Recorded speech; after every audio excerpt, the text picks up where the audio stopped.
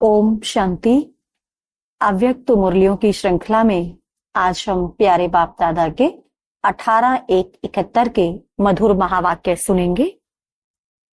अव्यक्त स्थिति द्वारा सेवा।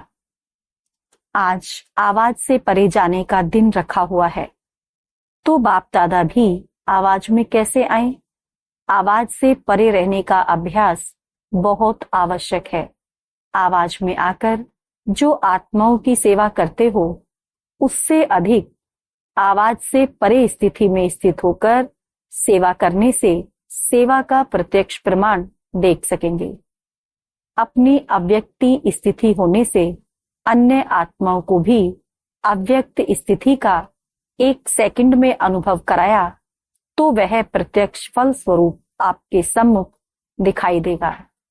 आवाज से परे स्थिति में स्थित हो, फिर आवाज में आने से वह आवाज नहीं लगेगा, लेकिन उस आवाज में भी अव्यक्ति वाइब्रेशन का प्रवाह किसी को भी बाप की तरफ आकर्षित करेगा। वह आवाज सुनते हुए उन्हों को आपकी अव्यक्त स्थिति का अनुभव होने लगेगा। जैसे साकार सृष्टि में छोटे बच्चों को लोरी देते हैं तो वह भी आवाज होता है, लेकिन वह आवाज से परे ले जाने का साधन होता है। तो ऐसे ही अव्यक्त स्थिति में स्थित होकर आवाज में आओ तो आवाज से परे स्थिति का अनुभव करा सकते हैं। 1 सेकंड की अव्यक्त स्थिति का अनुभव आत्मा को अविनाशी संबंध में जोड़ सकता है। ऐसा अटूट संबंध जुड़ जाता है जो माया भी उस अनुभवी आत्मा को हिला नहीं सकती। सिर्फ आवाज द्वारा प्रभावित हुई आत्माएं अनेक आवाज सुनने से आवागमन में आ जाती हैं, लेकिन अव्यक्त स्थिति में स्थित हुए आवाज द्वारा अनुभवी आत्माएं आवागमन से छूट जाती हैं। ऐसी आत्मा के ऊपर किसी भी रूप का प्रभाव नहीं पड़ सकता। सदैव अपने को कंबाइंड समझ कंबाइंड रूप की सर्विस करो, अर्थात अव्यक्त स्थिति और फिर आवाज, दोनों की कंबाइंड रूप की सर्विस वारिस बनाएगी। सिर्फ आवाज द्वारा सर्विस करने से प्रजा बनती जा रही है, तो अब सर्विस में नवीनता लाओ। इस प्रकार की सर्विस करने का साधन कौन सा है? जिस समय सर्विस करते हो उस समय मंथन चलता है, लेकिन याद में मगन यह स्टेज मंथन की स्टेज से कम होती है। दूसरे के तरफ ध्यान अधिक रहता है, अपनी अव्यक्त स्थिति की तरफ ध्यान कम रहता है। इस कारण ज्ञान के विस्तार का प्रभाव पड़ता है, लेकिन लगन में मगन रहने का प्रभाव कम दिखाई देता है। रिजल्ट में यह कहते हैं कि ज्ञान बहुत ऊंचा है, लेकिन मगन रहना है यह हिम्मत नहीं रखते, क्योंकि अव्यक्त स्थिति द्वारा लगन का अर्थात संबंध जोड़ने का अनुभव नहीं किया है। अव्यक्त स्थिति द्वारा लगन का अर्थात संबंध जोड़ने का अनुभव नहीं किया है। बाकी थोड़ा कना दाना लेने से प्रजा बन जाती है। अब के संबंध जुटने से ही भविष्य में संबंध आएंगे, नहीं तो प्रजा में। तो नवीनता यही लानी है जो 1 सेकंड में अव्यक्ति अनुभव द्वारा संबंध जोड़ना है। संबंध और संपर्क दोनों में फर्क है। संपर्क में आते हैं, संबंध में नहीं आते। समझा? आज के दिन अव्यक्त स्थिति का अनुभव किया है, यही अनुभव सदा काल कायम रखते रहो तो औरों को भी अनुभव करा सकेंगे।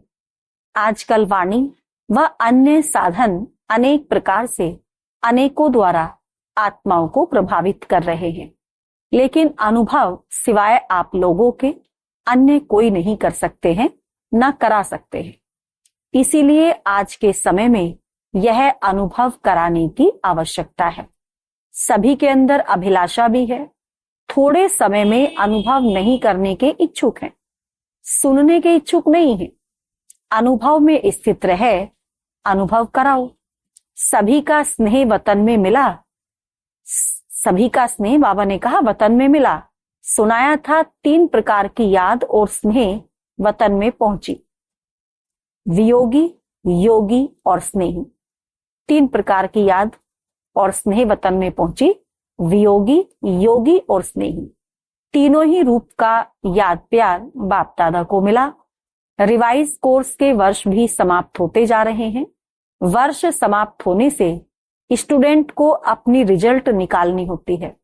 तो इस वर्ष की रिजल्ट में हर एक को अपनी कौन सी रिजल्ट निकालनी है, इसकी मुख्य 4 बातें ध्यान में रखनी है। 1, अपने में सर्व प्रकार की श्रेष्ठता कितनी है। दूसरा, समर्पणता में व सर्व के संबंध में समीपता कितनी आई है। तीसरा, अपने में व दूसरों के संबंध में संतुष्टता कहां तक आई है। और चौथा, अपने में शूरवीरता कहां तक आई है। यह 4 बातें अपने में चेक करनी है। कौन सी 4 बातें? 1, अपने में सर्व प्रकार की श्रेष्ठता कितनी है। दूसरा, समर्पणता में व सर्व के संबंध में समीपता कितनी आई है। तीसरा, अपने में व दूसरों के संबंध में संतुष्टता कहां तक आई है। और चौथा, अपने में शूरवीरता कहां तक आई है। तो यह 4 बातें अपने में चेक करनी है। आज के दिन अपनी रिजल्ट को चेक करने का कर्तव्य पहले करना है। आज का दिवस सिर्फ स्मृति दिवस नहीं मनाना, लेकिन आज का दिवस समर्थी बढ़ाने का दिवस मनाना। आज का दिवस स्थिति व स्टेज ट्रांसफर करने का दिवस समझो। जैसे आजकल ट्रांसपेरेंट चीजें अच्छी लगती है ना, वैसे अपने को भी ऐसी ट्रांसपेरेंट स्थिति में ट्रांसफर करना है। आज के दिन का महत्व समझा? ऐसे ट्रांसपेरेंट हो जाओ जो आपके शरीर के अंदर जो आत्मा विराजमान है वह स्पष्ट सभी को दिखाई दे। आपका आत्मिक स्वरूप उन्हों को अपने आत्मिक स्वरूप का साक्षात्कार कराए। इसको ही कहते हैं अव्यक्ति व आत्मिक स्थिति का अनुभव कराना। आज याद के यात्रा की रिजल्ट क्या थी? स्नेह स्वरूप थी या शक्ति स्वरूप थी? यह स्नेह भी शक्ति का वरदान प्राप्त कराता है। तो आज स्नेह का वरदान प्राप्त करने का दिवस है। एक होती है पुरुषार्थ से प्राप्ति, दूसरी होती है वरदान से प्राप्ति। तो आज का दिन पुरुषार्थ से शक्ति प्राप्त करने का नहीं, लेकिन स्नेह द्वारा शक्ति का वरदान प्राप्त करने का दिवस है। आज के दिन को विशेष वरदान का दिन समझना। स्नेह द्वारा कोई भी वरदाता से वर प्राप्त हो सकता है, समझा? पुरुषार्थ द्वारा नहीं, लेकिन स्नेह द्वारा। किसने कितना वरदान लिया है वह हर एक के ऊपर है, लेकिन स्नेह द्वारा सभी समीप आकर वरदान प्राप्त कर सकते हैं। वरदान के दिवस को जितना जो समझ सके उतना ही पा सकता है। कैच करने वाले की कमाल होती है। आज के वरदान दिवस पर जो जितना कैच कर सके उन्होंने उतना ही वरदान प्राप्त किया। जैसे पुरुषार्थ करते हो, एक बाप के सिवाय और कोई याद आकर्षित ना करे, ऐसे आज का दिन सहज याद का अनुभव किया।